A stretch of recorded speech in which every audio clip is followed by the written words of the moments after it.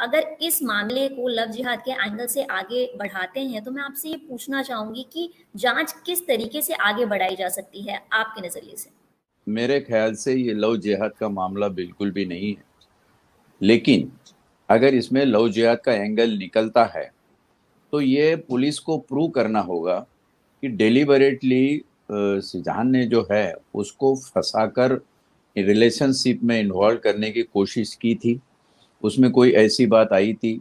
लेकिन आज जो डिफरेंट वर्जन्स एक्यूज के शाहजहान के आ रहे हैं, वो डिफरेंट वर्जन्स काफी कंफ्यूजिंग है। कभी वो कहता है कि ये दोनों एंगल थे, एक उम्र का तकादा भी था कि वो कम उम्र और उम्र में इतनी ज्यादा डिफरेंस था कि डिफरेंस की वजह से हम लोग खपा रहते थे, या फिर रिलीजन की वजह से खपा रहते थे। ऐसे भी देखा जाए तो कानूनन जो जबानी होती है एक्यूज की, पुलिस के सामने दी हुई, उसको कोई इम्पोर्टेंस नहीं है। Section 25 of Indian evidence act says that it has no evidential value.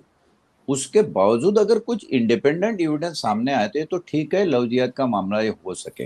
अभी सद्दा वालकर की बात जो जिक्र आपने उसके मामले का किया, वो भी लव जिहाद का एंगल बिल्कुल भी नहीं था। जो बदन के 35-36 टुकड़े कर देने वाला एक साइकोटिक किलर था, वो उसने भी एडमिट किया और साइंटिफिकली भी, साइकोलॉजिकल प्रोफाइलिंग से भी वो जाहिर हो चुका है।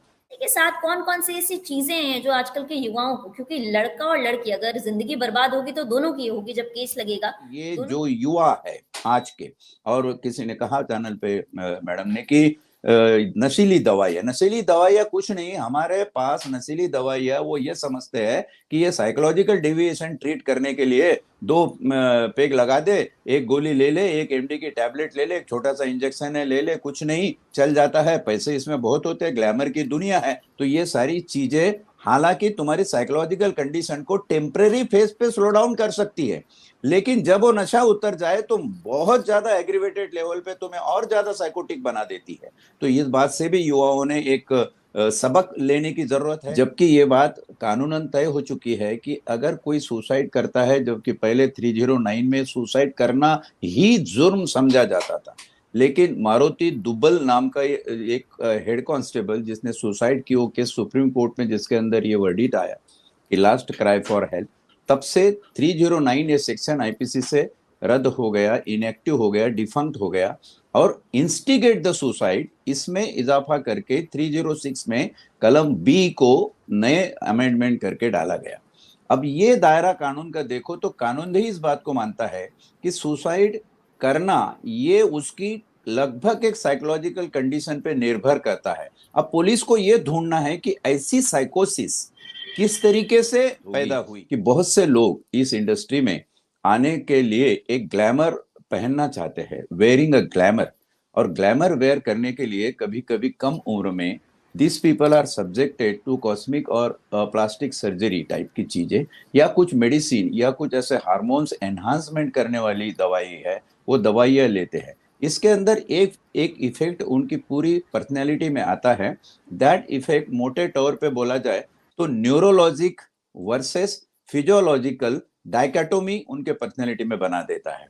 अब जब फिजियोलॉजिकल डेवलपमेंट हो रही है और न्यूरोजेनिक डेवलपमेंट नहीं होगी तो there will be a sort of disparity, एक तफावत हो जाएगी, और आप जो कर रहे हैं उसका जो ट्रेस आपको आएगा वो आपकी मेंटल कंडीशन सस्टेन नहीं कर पाएगी। अनसस्टेनेबल ट्रेस अगर हो जाता है तो आपको इस तरफ डेविएट कर देता है। कि जागतिक स्तर पर, वर्ल्ड लेवल पे ये पाया गया है कि 43% पीपल आर साइकोलॉजिकली डेविएटेड।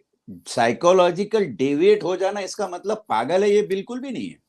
लेकिन अगर हमारे जबान में कुछ ऐसे लफ्ज आने शुरू हो गए जो पहले नहीं आते थे 4 महीने पहले, अभी 4-6 महीने से हमारे दुश्मन ज्यादा बढ़ गए हैं, लोग हमको ज्यादा क्रिटिसाइज कर रहे हैं, रॉन्ग तरीके से ट्रोलिंग हो रहा है, हमारी लफ्जों का गलत ये निकल रहा है, हम कहीं अपना बैलेंस रख नहीं पा रहे हैं। ये छोटे छोटे पर्सनल मेंटल हेल्थ के उजाउट्स है। इसको ट्रीट करना फॉरेन कंट्री में जितना आसान समझा जाता है, हमारे तरफ एक स्टिग्मा समझा जाता है। पुलिस इसके अंदर जाकर इस बात की बखूबी तहकीकात करेगी कि क्या इस लड़की की 19 से 20 के बीच की जो उम्र है, उस उम्र से पहले कोई मेडिसिन का मामला रहा है, कोई दवाइयाँ ली, कोई सर्जरी वाला मामला रहा है, क्योंकि उसकी सेहत और उसका जो बिहेवियर पैटर्न है वो एकदम से मैच्योर बिहेवियर पैटर्न लगता है। पर्दे पे भी आप देख लो या और भी बातों में कर लो। अब ये सारी चीजें पुलिस को ढूंढना, उसका हिस्टोपैथोलॉजिकल हिस्ट्री निकाल के उसके छोटे छोटे एविडेंस कलेक्ट करना बहुत चैलेंज का काम है। अच्छा पुलिस ऑफिसर या पुलिस की टीम, आज मुझे बताया गया कि महाराष्ट्र सरकार ने एसआईटी फॉर्म की, बहुत अच्छा किया।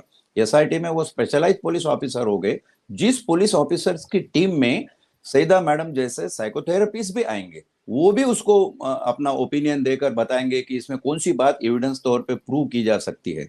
मेरे ख्याल से लव जिहाद जैसे अनवारंटेड टेम्परामेंट को समाज में बढ़ाकर एक प्रकार का अनरेस्ट हमारे अवाम में बनाने से ये बेहतर होगा कि हम scientifically through forensic science, digitally, technology की सहायता से इस केस की तय में जाए, और जो दूध का दूध पानी का पानी, जो साइंस का एविडेंस होगा वो कोर्ट भी मानेगी, कोर्ट को भी मानना पड़ेगा।